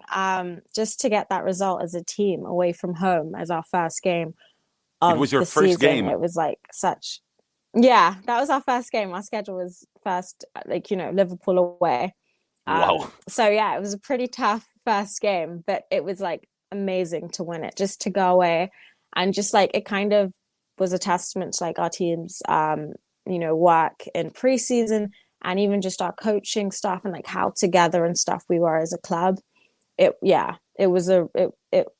was like, that was a great feeling. That was a great first game. I was like, yeah, this is definitely the environment, and in terms of competition and like just atmosphere that I want to be in, like being able to go absolutely there and play in front of like fans. So Karin has. I would like to find out more about your story, because the big thing that comes out, especially for a podcast called the Anglo-Italian Pod, is that you've played both in Italy and England. But not only, you've also played in France, and you've attended college while playing football in the United States. So let's backtrack all the way to a very young Karin. How did you get into football? What was the reason that got you into football? When did you start playing it? And when did you decide, you know what, I kind of want to become a footballer? Yeah, so I was kind of born into like a sporting family. My elder brother played for Chelsea Academy. So I just remember from even being 3 or 4, every Saturday or Sunday morning, going with my dad to watch his games. And then, like, kids would be playing, so I'd kick around a football. And then I think it was like primary school, where I was like, they'd have those grassroots, like, coaches coming in to play. Like, this is just a general, like, how they do most of the recruiting and scouting in England. Like, it always starts like, there's not a kid in England who doesn't play football, boy or gal. I think you just kind of start at school. And then I think I was like, with gals, obviously it's like not as big, but I think I was seen by a coach, and I was invited to come to like this training thing. And that training thing was like run by Chelsea in the community, and that was like the closest club. And then from there, I kind of was in the under 10s Chelsea, and I kind of continued through the whole youth, under 10s, 12s, 14s, 16s. But when I was younger, I did many sports. I loved running. I did like cross country and middle distance running. I play, so athletics was one of my big things. I did gymnastics. And then I remember around the ages of maybe 13, 14, I had kind of like focus on like one. My mom's like, you can't just do it, So I think I just kind of focused on football and athletics, and did school and did that until it got to like under 16s, under 17s Chelsea. And then it was like, oh, okay, like I definitely, want to continue. Sorry, I stopped. I want to continue. And then, I just remember at that age, I knew like loads of girls, especially in England, considered going to America. And I always wanted to, pursue my education. And still, like, my focus was like getting a degree and getting a job. Mm-hmm. And then before we go to the United States, which is a very interesting chapter, and I have a lot of questions for you, I wanted to ask you, so did you grow up as a Chelsea fan? Yeah. Okay. I mean, yeah, I got to train in Cobham like 2-3 times a week. And I was like, my dad said he was there like 6 times a week between my brother and me. Wow, you should have just gotten a job there, right? So you just like really you drive your kids there, and then you just stay there, and then you drive them back home. So you grew up as a Chelsea fan. How big of an influence did the men's game have in your career, in your opinion? I think it was really the only influence, because think about like when I was that young, women's football was only kind of just getting started, and there wasn't much kind of big fame and attention. I know, like, of course, I distinctly remember Arsenal ladies, they were a huge thing, but in terms of competition, most gals were inspired, my age at least, were inspired by men's football players. And I remember just Chelsea, like the days of Drogba and Essien, and how just being in that environment. And I think that was obviously my fan was coming from my dad, but just being in that environment and following my brother and my dad and the kind of engagement with that, it was like, and that was like, I feel like that was those dream years, like early to mid 2000s, if I'm remembering correctly. Chelsea were dominating. Yeah, I mean, Jose Mourinho days. Like Chelsea was in my blood when I was a child. Yeah. Yeah. When were you born, Karin? What year? I was born in 1995. 1995, yeah, we're almost the same age, and I do remember those Chelsea days. I mean, the Drogbas, the Lampards, the Terrys, and whatnot. Checking goal, it was beautiful. But so then, that was a good time. Yeah, check. But then, and also there is a big Italian connection with Chelsea Football Club. We've covered it over across the podcast, but a lot of Italian managers, a lot of Italian players at Chelsea. Right now you've got Jorginho, then in the past you had Ranieri, Conte, Sarri. all these Ancelotti, all this streak of Italian managers. But then you were saying, let's not divert too much from the story. You were saying that you decided to go to the United States. So how did you take that? How did you make that decision? And what did it mean for you once you got there and you started studying and playing football across the pond? Yeah, I remember like at our Chelsea games, American coaches would come, or in the summertime, American colleges who were on tour would come and we'd play them, like especially in the youth setup. And just like I'd always kind of thought about it, but I'd never really kind of acted on it. And then I remember just like one summer, my coach was like, "Hey, this coach is like looking for players," and like this like recruiting like agency like contacted me saying, "Hey, like, are you interested?" And I kind of was just like, why not? It's an amazing opportunity. Like, I was considering, all of us were kind of looking at scholarship options and, things where you could have an amazing once in a lifetime experience while still continuing playing football, And I definitely like, I went to America kind of offhandedly because I did the whole UCAS, like the university application here in the UK. But when I just was kind of weighing my options and my parents were like, yeah, go. It's, a great opportunity to have a different experience in another country. And then following that, it was a great experience. I loved it. So you got a scholarship thanks to football? Through football? Yeah. Beautiful. Yeah. So I don't know if you're aware of like the collegiate process in America, but yeah, like the college sports in America are huge. And like, like there are so many players there who just get free educations based on, just them being good at a sport or whatever loophole. Very good. But you didn't say which university you ended up attending, and tell us about this. I mean, playing college sports in the United States as a foreigner. I mean, it just sounds fucking exciting, right? Yeah, it definitely was. And I went to I went to the University of Notre Dame. Fighting Irish, right? The Fighting Irish, yeah. So that's like, the mascot.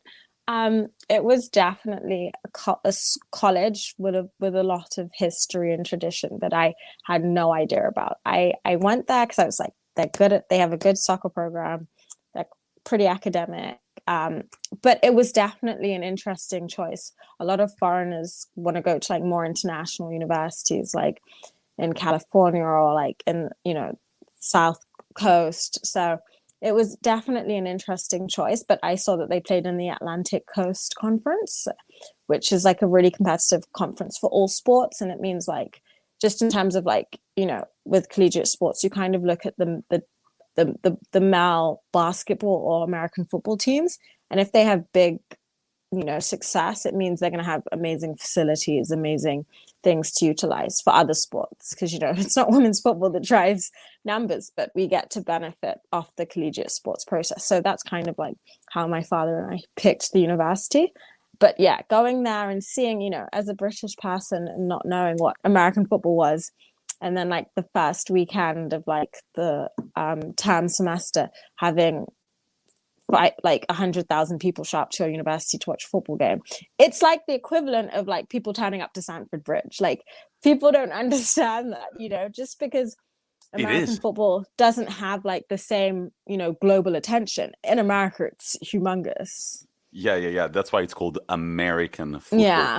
And I had no idea about this world, so I was definitely mesmerized, That's a great experience. So I've lived in the United States as well, and I did go watch. Oh, where did you live? I lived in Minneapolis, Minnesota. They actually, my high school was pretty good at football. My ex went there. Really? Lived there. Sorry, lived there. Not. All right. Was he also football? Is he also a footballer? Yes, but not as good as like Notre Dame. As you, not as good as Karin, and we hope the ex is listening. But tell us more about playing college in the United States. So it goes without saying, the United States are the most advanced nation for what concerns the women's game. They are the current world champions, I believe, and it's just Canada from the last one. The Olympics. Oh, sorry, Canada. Sorry, Canadian listeners, you won't forgive me for this one. But so, how was it training there? Did you find a difference in the style of coaching? Well, you already talked about the facilities. Is it the hype around the women's game in the US, is it justified or not? I think that's, a loaded question because Sorry. I think, of course, like we can both talk to like European, like whether it's like European v American, like approach to just sports in general, or just, cultural differences. But of course, women dominate. And I think the reason the US have dominated for so long is because they've kind of been the first to really, set the standard and tone and put a lot of money and time and resources into women's soccer, women's football. So getting there, it was like, yeah, I loved just the attention. I'm coming from Chelsea. I'm coming from one of the, the best clubs in the world. But sadly, the attention to women is next to nothing at that moment in time. Now Chelsea women, are doing amazing. It wasn't next to nothing, but it's just like, it was just a different time.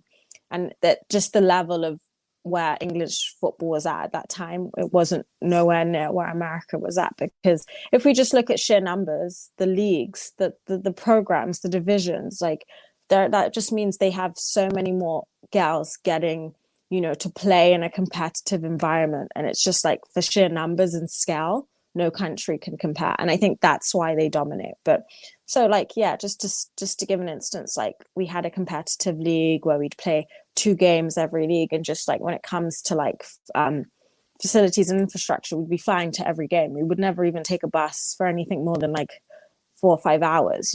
They were just the level of professionalism they give, every team. We had 2 strength and conditioning coaches. And also, yeah, I think the biggest difference was their attention to strength and conditioning and performance, outside of football.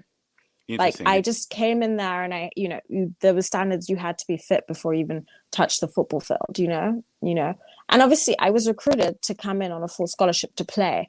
So technically I think I was what they needed, but just the demands of like the physical demands, the athleticism, I saw, and just that level of attention. I think now England and other European countries are keeping up. We're seeing that change. England, the US didn't win the Olympics. It's more competitive now. But that when I went seven years ago to university, that was it was an amazing, and it was really inspiring. I think that was one of the main reasons why I'm just like, yeah, I can consider playing professional. I can consider making this my craft and not just like something I do as a hobby or for fun or, to just do. Nice. And this is the reason you were talking about the fact that they're a huge nation. Just looking at the numbers, they have incredible talent in their country. And that's the reason why we're talking with our friends in one episode last year about the fact that if the United States commit to fully developing a good soccer system, they could potentially have the best team also in the men's game. But I wanted to ask you one thing quickly about your experience in the US. So whenever I see these athletes, these college athletes, and they perform so great on the pitch or on the basketball court, the majority of them, let's say, they go to college simply because then they want to make it big, go to the NBA, go to the professional leagues. But you also managed to get a degree, and it wasn't just any degree, it was a business degree. So how was it to play 2 games a week and at the same time study for your exams while being distracted by the incredible college parties? I can only imagine. It was definitely very hard. Like coming into, university in America, I was a very good student. Nothing was hard. I'd go on England camps for a week and be fine. Like I thought I was like pretty smart. Coming in, it was a very humbling experience, just with the amount of work. But I also think people don't realize just the cultural differences. I don't know if you can if you went to high school, but it's just they study like in A levels in England. All the exams are just at the end of the year. In America, it was like every few weeks, and I just felt like I don't know if it was like differences in like prereqs or something, but. Yeah, it was humbling. The first year, it was like I didn't get like the grades I wanted, and it was like hard. But it took me like a year to adjust and get into it. And I wanted to I initially came in wanting to do medicine, and then it was like that was too challenging. So I switched to business, because medicine is like science and just way more intense. So, but I still, I was proud of my business degree, and I adjusted. But yeah, people don't understand that. My school too, Notre Dame, was a very rigorous like program. Like it's hard to just like be an athlete and have fun. It's like the best of both worlds, but it requires like, it was a lot of hard work and sleepless nights and just gritting through it. Just a funny thing that I've always thought about about European culture transported to the United States. I love how it's got a French name, Notre Dame, which a European immediately thinks about the church in Paris. And then the symbol of the university is a fighting Irishman. I just love this mashup of cultural references coming from across the pond. But then, and the funniest thing is the way Americans say it, like it's that Notre Dame. Yeah, and it's like, so you're taking a French name and you're like, but that's just how American it is. We love you, American listeners. The vast majority of our listeners are from the United States. We love you all. We just like that. I apologize. No, don't worry. We just like to make fun of them. No. Yeah, I love it. I love it. But so then you come back to Europe and you started playing professionally. Is that it? Yeah. So I mean, I was a bit unfortunate. I had like I had two kind of big injuries. I tore my meniscus in my knee, so I was out for like a whole season. Ouch. Yeah, like 4 to 6 months. I needed surgery in that. And then when I was coming back from that, I had the most random kind of foot injury. It was like kind of a freak accident of me just like landing funny, where I dislocated my Lisfranc ligament in my left foot. And so I needed some complicated surgery for that, and I was out for also a season. So I missed like my sophomore year and my senior year. So I did a 5th year, and I think honestly the main reason I did that was to like rehab, come back healthy, and then reassess kind of where I wanted to be at. And then just finally coming back and being healthy, I was like, I need to give football a few more years. So I played in France, but that was quite short-lived because I kind of graduated in December and then was like scrambling to look for a team in February, so only February till like May. And then I went to Italy. I had some gaps. You didn't actually go to Italy, right? You went to the independent country, one of the 2 independent countries within Italy. San Marino, fun fact. San Marino. How is your experience in San Marino? So we got to interview Millie last year. She told us about her experience there. How was yours? Playing, so you played in England at the Chelsea Football Academy, then you played in the United States, and then you go to Serie A playing for San Marino. How was that experience? Yeah, so San Marino, I'll differentiate. Just to live in San Marino was pretty cool. Obviously, it being just like a small country, but we really just for like organization actually lived in Italy. In Rimini, but played for San Marino. But just the club itself, it's unique because we were like the only women's club associated in San Marino. So we had access to basically the national San Marino facilities. So we had an amazing stadium, track, like the best kind of like physiotherapy and stuff like that. And like the men's team would be in and out using those facilities. But it's noted that most of those men who were playing in the league were still like doing it semi-professional, like they had regular jobs. But it was kind of cool and close-knit in that respect because we had like full-time access to that facility. So we'd follow, I think the men at some point last year went to like Wembley or something and played England. I know they got smacked, like whatever time. The score was, but it was still cool seeing like that kind of atmosphere and how they were super excited to potentially play against like, Harry Kane and and like that, especially as like an English player. I just kind of, that was like really kind of cool seeing like how such a small country was, kudos to them that they can even just get a club together, and regardless of whether they're small and not going to compete, they that I loved their facilities. The weather was amazing. Welcome to Italy, and now you're back in foggy London. But yes. How was the experience from a competition standpoint? Was it a competitive league? So yeah, Serie A, San Marino, they had just been promoted, and kind of I knew that coming in that it's going to be a fight to stay and sink or swim. And I kind of really liked the overall like competition. Well, I liked my role on the team. Like I knew I was coming in and it was going to be like a weak team. So I'd get like lots of playing time and it would just be like maybe more defensive but I'd have a big role to play. And I kind of came in knowing that and like was kind of excited for that. And I definitely, it was tough, obviously.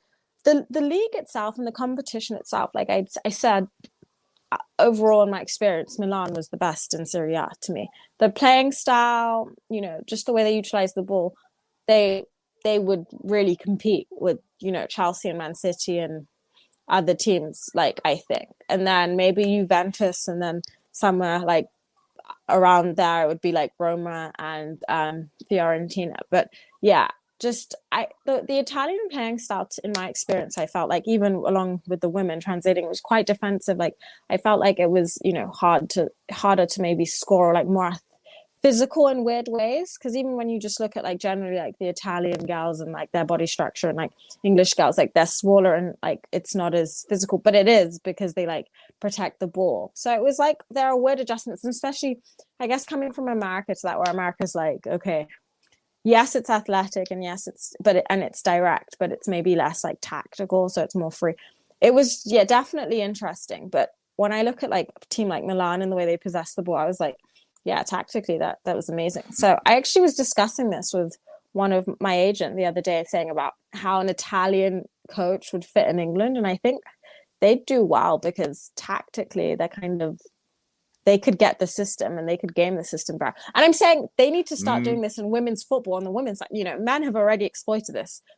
If you're an Italian coach and you're looking to, like, grow your game, go to England. I feel like that's like a partnership thing waiting to happen on the women's side. Music to my ears, Karin. So, because I don't know, there is all this talk about Serie A. I'm talking about the men's Serie A being a slow league, while in Premier League it's such fast paced and everything. But I mean, sometimes I see these, like, just these defensive shambles in the Premier League that I'm like, with an Italian it's coach, so easy to score a goal sometimes. Yes, beautiful. Oh, I know. Sometimes, because sometimes really the defenders forget what they have to do. While in Italy, you commit to the defense. Like, everything starts from the defense. Me, myself, if I had to build my team, I would start from a solid goalkeeper and two very solid center backs. And then I would build my way up towards the forwards. But so how is it different to playing in England? Right now, you're playing in England in a very competitive league like the Championship. How does it compare to the Italian Serie A? Yeah, I'd say the FA Champion, it's more exciting for me as a forward, I think.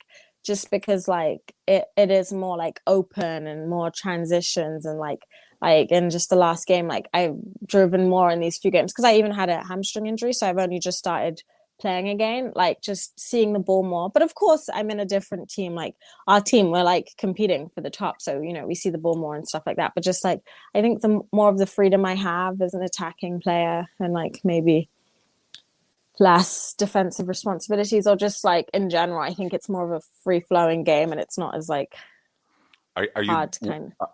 Are you one of those forwards that just strolls back slowly? No. If I'm losing the ball, if I'm not getting success, I can, like, defend really hard. I'm a winger, so it's like, but I always think you want me down the other end more than you want me down my half. Have you scored any goals this season so far? No, not yet. Hopefully coming soon. I was close on Sunday, but hopefully. And are you a left back or right back? I'm honestly, coach. Sorry, right wing or left wing? Yeah. I meant, yeah. I don't have a particular thing. I so far played on both the left and right so far. Do you prefer using your right foot or left foot? I kind of like the left foot sometimes to cut in, because I can cross the ball well with obviously my strong foot's my right foot, but I can cross, like, a decent ball with my left, but I do like coming in. It just depends, because I feel like sometimes the best defenders are the right backs. It depends. I don't know. Because I just feel like there's not a lot of left-footed, especially women's football. I don't know. I'm just... So you know how Italians love to play with a three-man defense right now. There are articles about the importance of a left-footed center back in a three-man defense.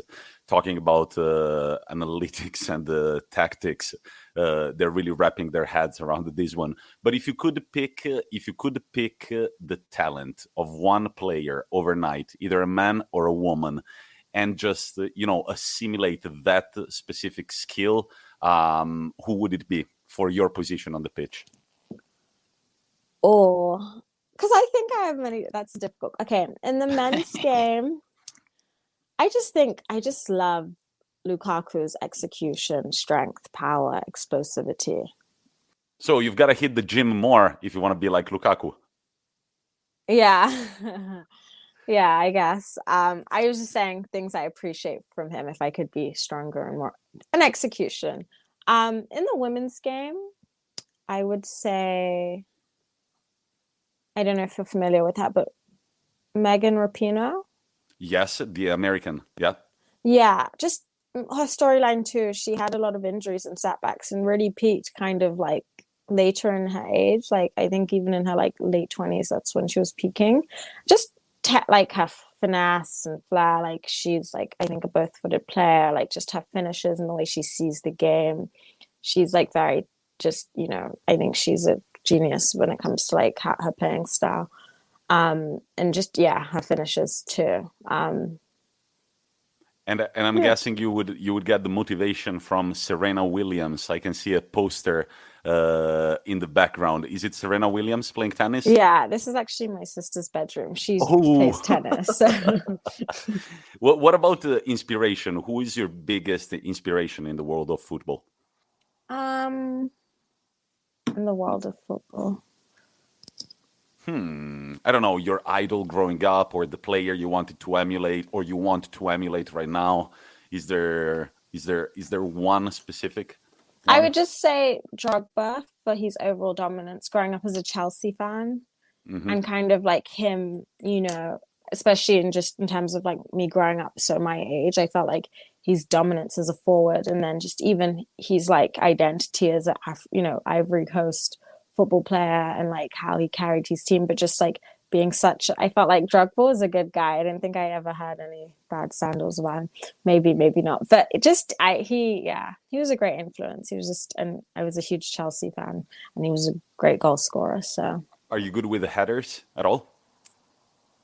I can head the ball. I wouldn't say it's like my strong point, but My favorite goal, one of my favorite goals by Drogba, I think it's one of my favorite goals of all time, is the one he scored in the Champions League final against Bayern Munich. Just the drive at the death of time. Yeah. And the desire to head that ball and put it in first post. Neuer raises his hand, cannot quite get a touch on it. It's 1-1 in Munich, and Chelsea end up winning the Champions League. That was beautiful. Karin, it's been a very interesting chat. I really have to go soon, but I have to ask you something. So your family's from Uganda, and you are the first active player of color that we get to interview. And I wanted to ask you, number one, if you have ever experienced the racism in the football pitch, and if not, what do you think should be done in order to prevent abuse from supporters like it happened this summer after the infamous Italy-England final?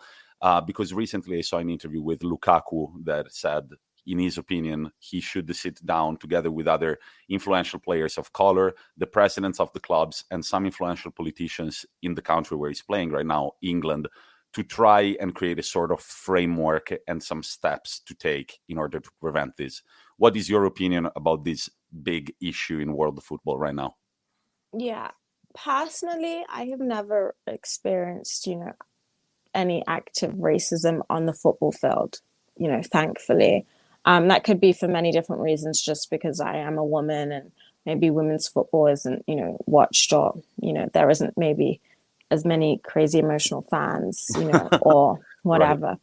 Right. But in kind of following on from what Lukaku said, I definitely agree. I think for players of color, hearing about racism is just tiring, because we often feel like whatever governing body, whether it's the FA or Series A or whatever, they never really do enough. And I think it's not from a lack of trying sometimes. I think it's from a place of ignorance, and that like the framework and things just aren't really there because it's not being implemented by people who have to really experience it. Do you know what I mean? If a governing board is represented by 95% white people, then you're not really going to see that change come, because there's no vested interest. So I think I agree with Lukaku. When you can get players of a big status and a big following, people who, and not just black players, but other players of a big status who support, the black cause and support players of color, we will finally get, real like just frameworks and like standards and like repercussions for racist behavior, because it is just like tiring and it is just like frustrating that in 2021 stuff like this is still happening. Yeah, I agree with you, and I believe that Lukaku actually used the same adjective, tiring. He said, when the reporter asked him the question, he kind of smiled and said, "Man, it's tiring. I understand your question and I'm going to answer it, but man, is it tiring to still be talking about this in 2021 when no concrete measures have been taken yet?" Yet it was beautiful to see that in a kind of like back-minded country like Italy, recently a big step was taken to expelling a supporter who racially abused AC Milan's goalkeeper during the warm-up preceding the Juventus game. So that was nice to see that both the supporters and the clubs, they acted towards finding this person, banned from the stadium, banned from the Juventus club. He's not a member of the club anymore, gone. That was nice to see. Karin, it's been a very nice interview. Do you have anything to add or a message maybe to the girls who want to start playing football? Yeah, no, thank you. It's been great. To the gals wanting to play football, I feel like the time is now. You guys, I wish I could go back. I could be young now with the opportunities that are presented to women. Just go for what you want to do, have fun. Don't take anything too seriously. I've enjoyed, seeing different countries because of football and having amazing experiences. So it's been the best thing for me. So I'd encourage anyone else to take part in a beautiful game. My last thing is I miss Italy. I miss the weather. I miss the food. Look, come back. I'm suffering in London. I know you are, but look, this is the struggles of being a professional footballer. Look, whenever you want to come back to Italy, you have a place to stay here in Milan. We can go watch football together at the San Siro. I support Inter Milan. The Lukaku Morales is not there anymore. It's been erased after he signed with Chelsea this summer. But we can live a weekend of football together. And one last thing that you got to tell our listeners: how can we watch your football game against the Blackburn Rovers this upcoming weekend? I think if you click, firstly, the FA Player is like, it's like the women's version of like the FA BBC, where you can stream or catch up on any missed games for the FA Premier League or the FA Championship. And that's if you just Google search the FA Player and it will come up, and it's all the women's games streamed though. However, I think if you kind of go on BBC iPlayer and BBC Sport, there's usually like a schedule of things, but I don't know if you're in Italy or America, it may be difficult. So the best thing usually is either to Google just the day of the game and maybe see what other like illegal streaming link there is, or you can catch it like after the highlights, because the streamed, I don't know unless you have a VPN or something. At what time is the game going to be at? 12 o'clock Sunday. And look at this, the Anglo-Italian pod only goes full circles. We interviewed Millie last year when she was Karin's teammate in San Marino, and this upcoming weekend they are going to play each other because Millie is currently at Blackburn Rovers. So that will be, how will it be to face your former teammate? I keep it strictly professional. I don't even see it. Like after the game, we can talk, but like going in, it's you're gonna shake hands before the game, right? Yeah. The COVID fist pump. Oh, fist bump. Sorry. And for the people who actually will be able to attend, maybe the game in England, where is the game going to be at? It's up in Blackburn, at the Tranmere Stadium. I could give you it's just like Blackburn's training ground. That's where the women play their home games. Type it on Google. Yeah, it's not in the Blackburn Stadium. It's in the Blackburn Blackburn's training facilities. Beautiful. Guys, if you have a possibility, show up, show your support either for Karin or for Millie. You listen to both the interviews and in the end, you decide who you will be supporting. Karin, it's been great to talk I to hope you. I was the more entertaining guest. Wow, competition, even when we're talking about a podcast. Beautiful to see. Thank you very much, Karin. Come back whenever you want. Yeah, no, it's been a pleasure. Have a lovely day. Talk to you soon. Bye. And that was it. How did you find the interview, my dear sexist co-host? Frankly, I lost interest halfway through. No, I'm joking. I thought it was really interesting. I apologize, Karin, for not being able to make it. And also, Millie, I promise this trend is purely by chance. I work at 10:30 in the morning, so I wasn't able to attend the interview. But next time, I promise I will. I'm not a sexist. Some of my best friends are sexist. No, wait, that doesn't work. I'm not a sexist. All right. But no, Karin, once again, thank you very much. It was super interesting. I especially loved the bit where you talked to us about your experience at Notre Dame College in the United States. But now it's time for our infamous 1 minute to kick off quiz. The current results, Rory is leading with 12 points and I'm trailing at 6. Will I be able to come back with 6 correct answers today? We shall see. My topic is World Cup history.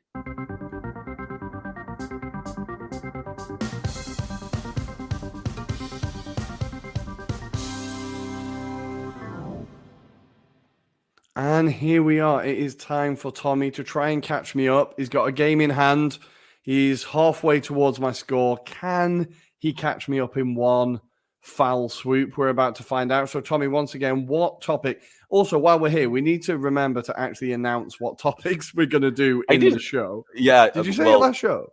No, I just said it before the theme sound. I meant in each show at the end, we need to remember because our admin is terrible if you haven't noticed. So, as we said, Tommy's chosen subject is World Cup history. Quite a broad subject, Tommy. There's a lot for me to pick at here. How are you feeling?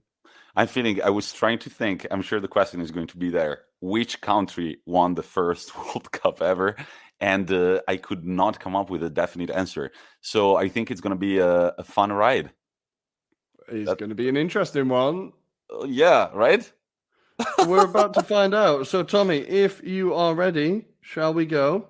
I'm going to do myself a countdown. 3, 2, 1, go. Name the first nation to win the new FIFA World Cup trophy 3 times. Brazil. No. Who was the top scorer at the 2014 FIFA World Cup tournament? Thomas Müller. No. 2 teams played for the first time in the 2018 World Cup. Who were they? Got no idea. Next.